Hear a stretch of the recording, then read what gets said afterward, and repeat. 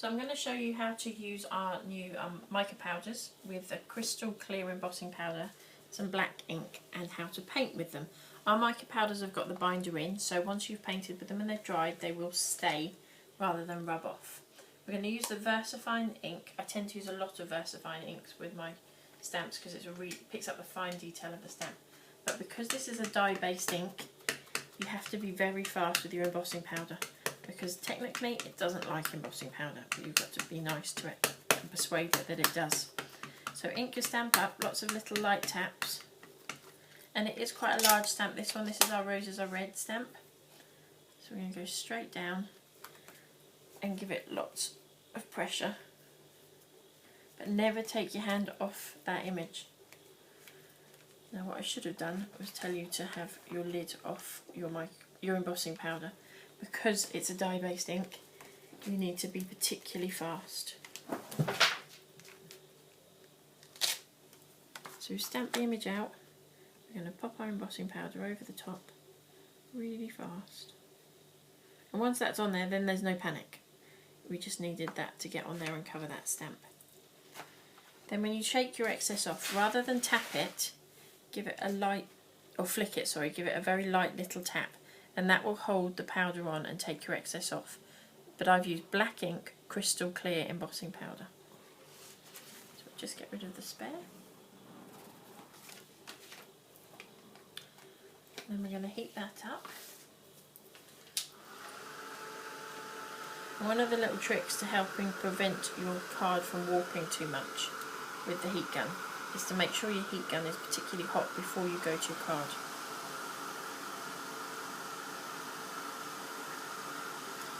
Takes a couple of seconds to get going.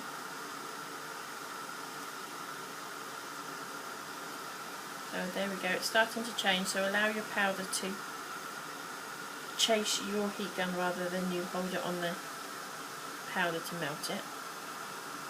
And then you're going to get a really shiny black finish.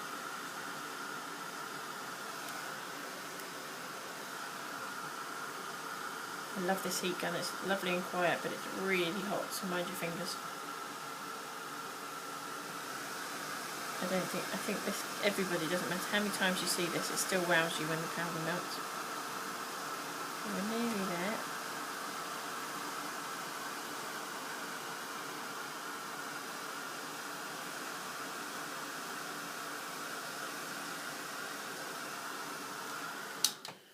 So that's that. So we've now just got a plain black glossy image, which actually looks lovely as it is, but we're going to paint that one.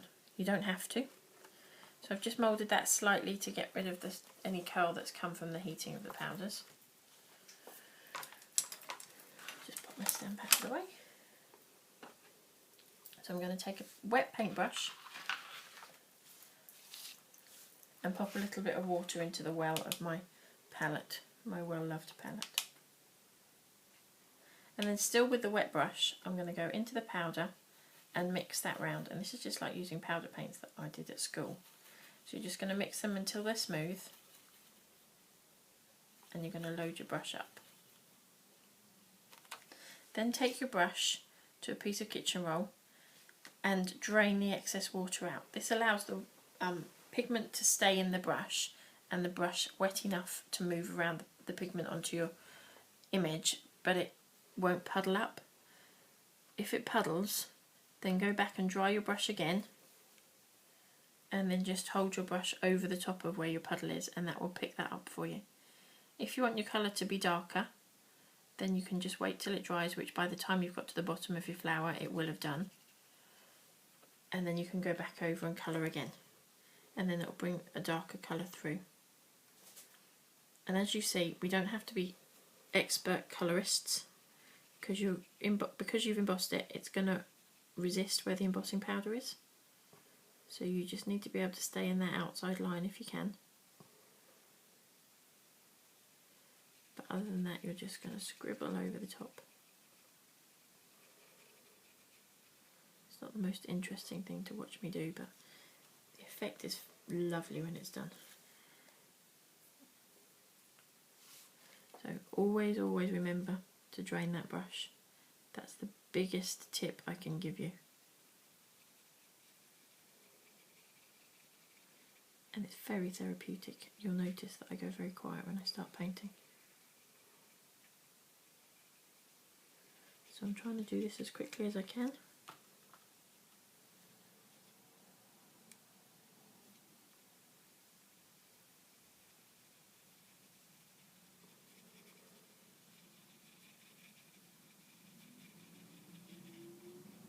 And this is our raspberry ripple.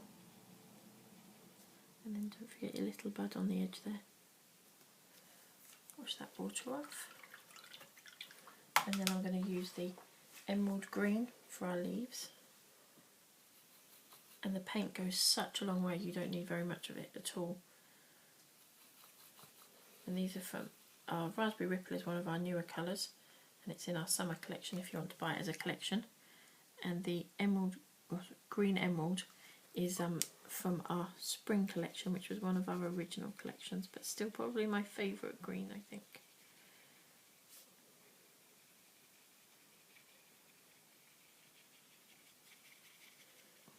So again, you don't have to be expert at this.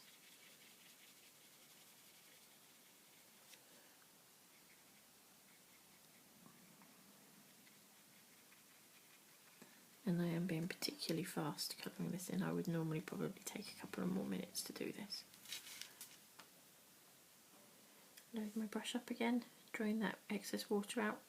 And you can actually watch the water drain out of the brush, and that's when I tend to know that we've actually got all the water out and I'm not going to get puddles. So I just take those couple of minutes to do that rather than ruin something that I've been working on.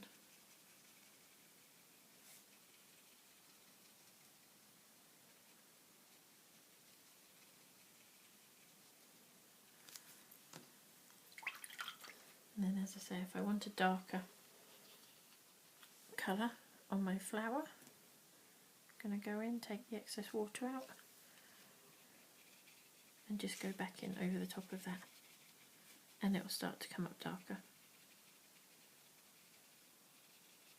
I'm not going to go over it all so you can see the difference. There you go. And that's how we do our colouring with mica powders. And it's going to dry with a much pearlier finish as it dries.